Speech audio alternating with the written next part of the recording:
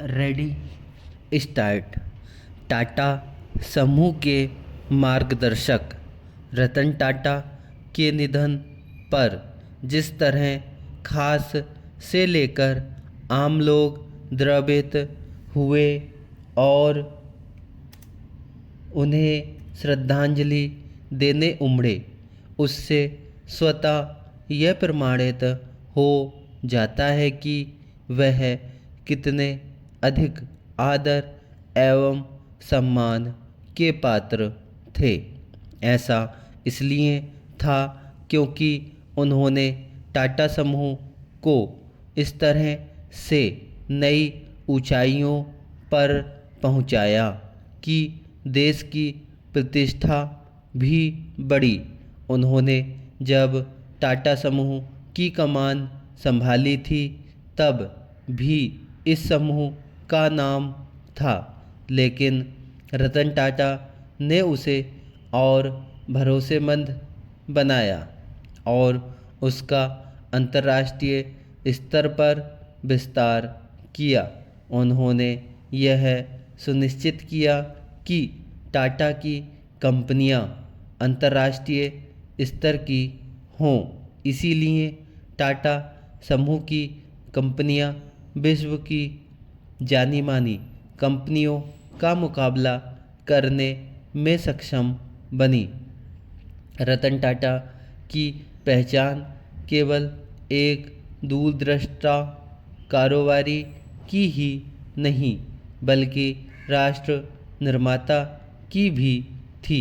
वह जितना सजग अपनी कंपनियों के उत्पादों और सेवाओं की गुणवत्ता को उत्तम बनाने के लिए रहते थे, उतना ही इसके प्रति भी कि भारत विश्व स्तर पर एक औद्योगिक शक्ति के रूप में उभरे और देश के आम लोगों का जीवन स्तर सुधरे।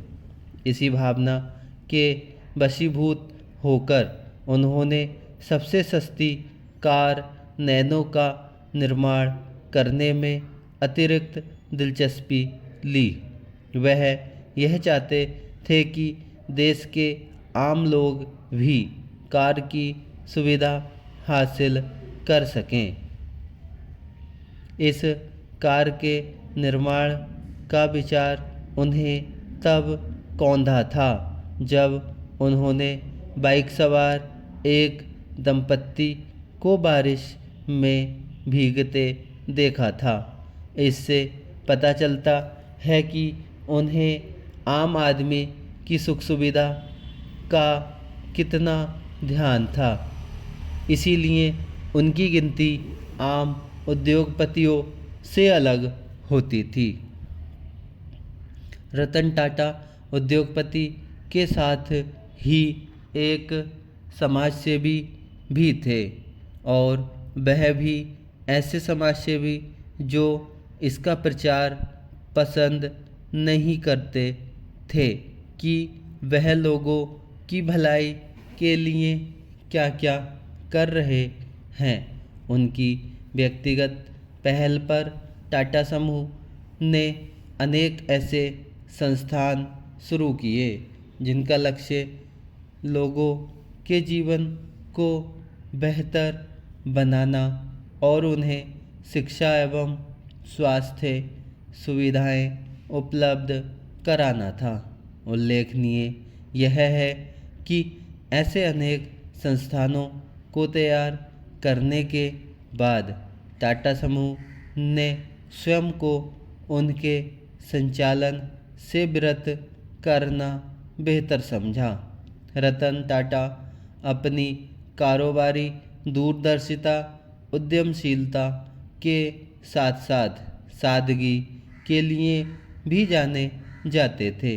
जब अनेक उद्योगपति तड़क भड़क और दिखावे वाली जिंदगी जीने के लिए जाने जाते हैं, तब वह साधारण लोगों सरीखा जीवन पसंद करते थे।